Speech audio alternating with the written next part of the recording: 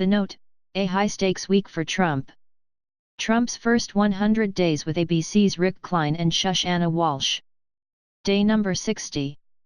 The big story: this is at the start of the week that will define President Trump's early presidency more than any that has yet arrived.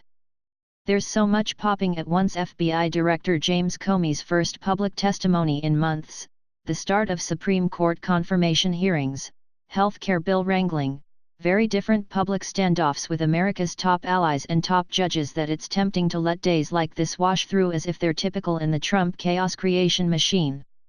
What makes this week different, in part, are the stakes. On the line this week are Trump's own essential credibility, his basic ability to get things done, the word and bond of powerful U.S. allies, and the efficacy of checks and balances. One other thing that sets this week apart: Trump is used to being the star of his own show. Today and for much of this week, though, he'll be seeing others: Comey, Judge Neil Gorsuch, House Speaker Paul Ryan take the spotlight, and take effective control of his agenda. The sleeper story: it's one thing to insult the media, or celebrities, or Democrats, or members of Congress, or nations whose intelligence, financial and moral leadership support the United States does not depend on. But as we learned earlier in Trump's presidency when he sparred privately and then publicly with the Prime Minister of Australia, powerful allies do not earn themselves immunity. Now the president has two more enraged friends to cope with, the British and the Germans.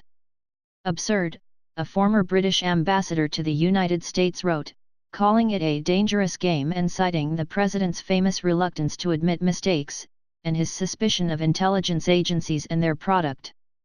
As for the president's assertion that Germany owes NATO money, there is no account where debts are registered with NATO, the German defense minister said in a statement, by way of correcting Trump.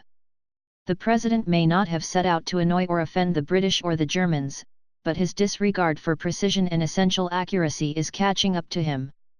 The shiny story: cue the liberal anger, along with the ads that are already accusing Judge Neil Gorsuch of refusing to say where he stands on key issues, even before he's had a chance not to answer those questions. Nothing gets bases revved up quite like a Supreme Court confirmation hearing, and that means liberals will energize against its own to demand a filibuster to block Gorsuch from the High Court. This will mean a rare, for the Trump era, public airing of internal Democratic grievances, a reminder that, yes, the Democratic Party emerged from the election angry and divided on tactics and strategies. But this is not the big dance. It's a major conference tournament. So much of what happens in the Senate Judiciary Committee won't be about Gorsuch but about the person who queues up behind him as the next nominee, the one who might tip the ideology of the court. TLDR, weeks don't get bigger than this. FBI Director James Comey testifies, Neil Gorsuch gets his Supreme Court hearings and the healthcare bill is scheduled for its first House vote. Photo of the day: Sunday on Air Force One, the president introduced the press to Patriots owner Robert Kraft. But he also had meetings on North Korea while in Florida at Mar-a-Lago this weekend.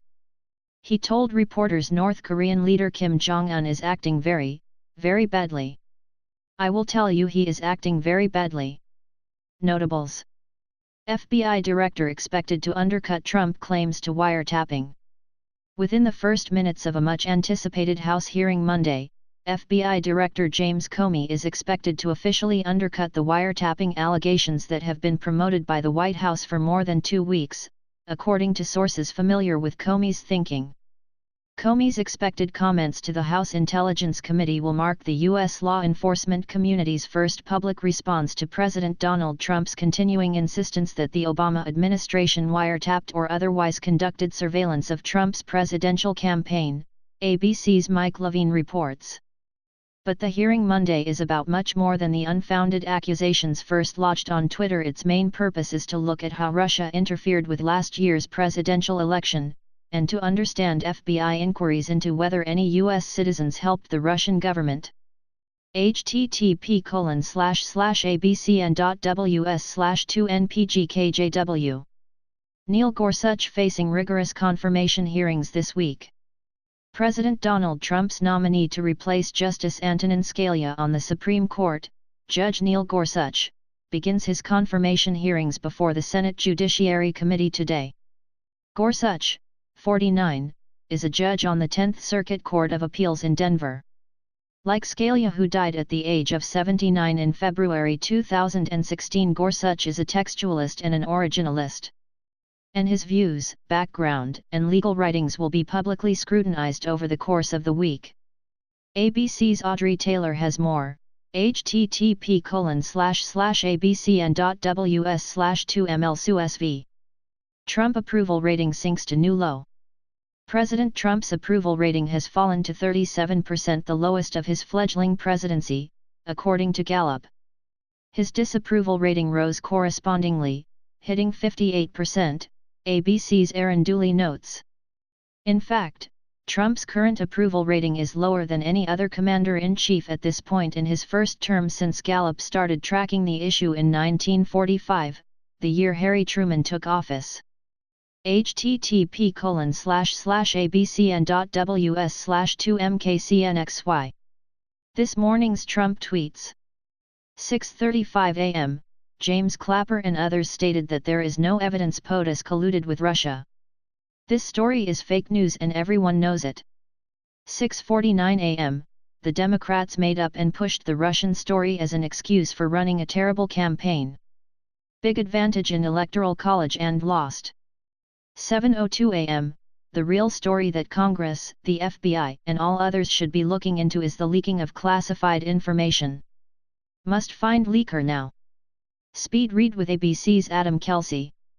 Trump expected to pick Kellyanne Conway's husband for key Justice Department role.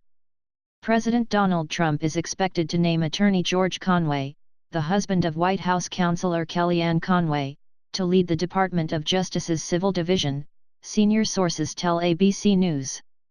The appointment would require Senate confirmation. The news was first reported by the Wall Street Journal.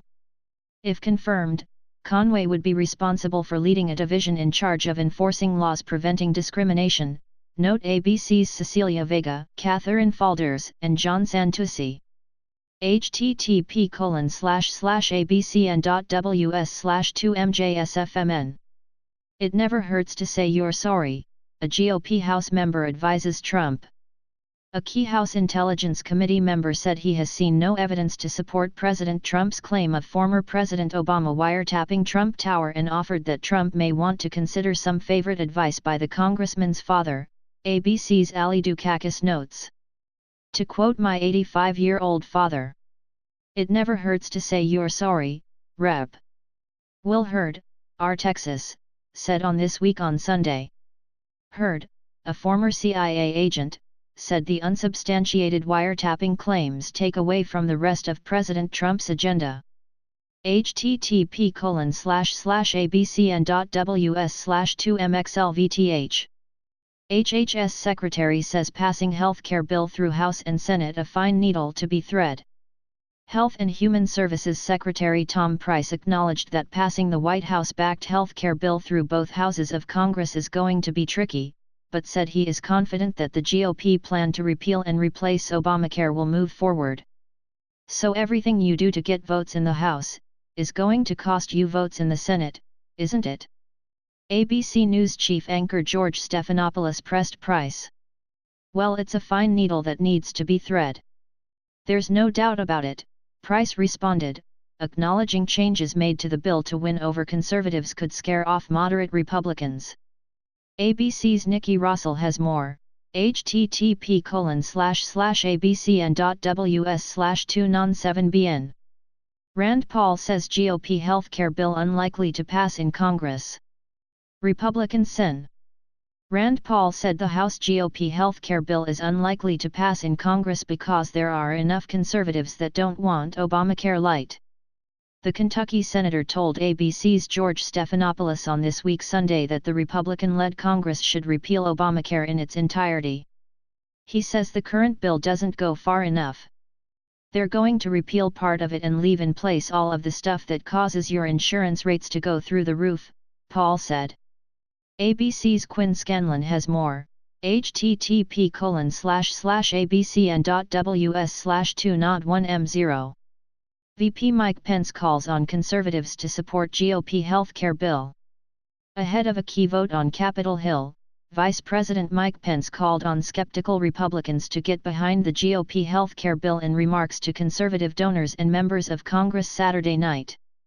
Speaking at the Club for Growth's dinner at the Breakers Resort in Palm Beach, Florida, Pence said the new Republican plan represented the kinds of solutions conservatives have been talking about for years, and promised to work with lawmakers to improve the legislation, explains ABC's Benjamin Siegel. http://abcn.ws/2n9yb6z. Fact-checking Trump's tweets, does Germany owe NATO vast sums of money? President Trump took to Twitter Sunday morning from Mar-a-Lago, his Florida estate, slamming media's characterization of his meeting with German Chancellor Angela Merkel and claiming Germany owes vast sums of money to NATO. But according to a former U.S. ambassador to NATO, the president's statements are misleading. There is no ledger sheet that shows Germany in the red, Doug Lute, who served as ambassador under former President Obama from 2013 to 2017, told ABC News. That's not how it works in NATO.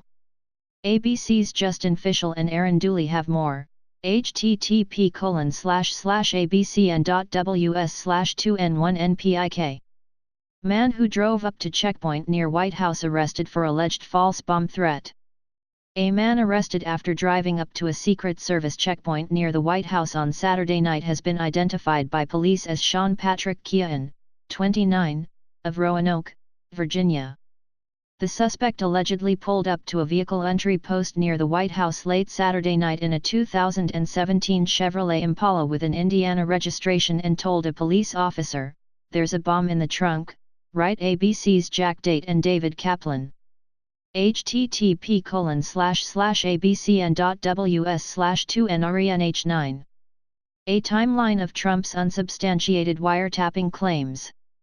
The White House is standing by President Trump's assertions that former President Obama ordered a wiretap of his phones, even as others, Democrats and Republicans alike, have said there is no proof. But the president believes he will, ultimately, be vindicated. ABC's Veronica Strickler-Sy and Adam Kelsey have a timeline of Trump's unsubstantiated claims, what other officials have said and how the White House has responded. http://abcn.ws/2mg0su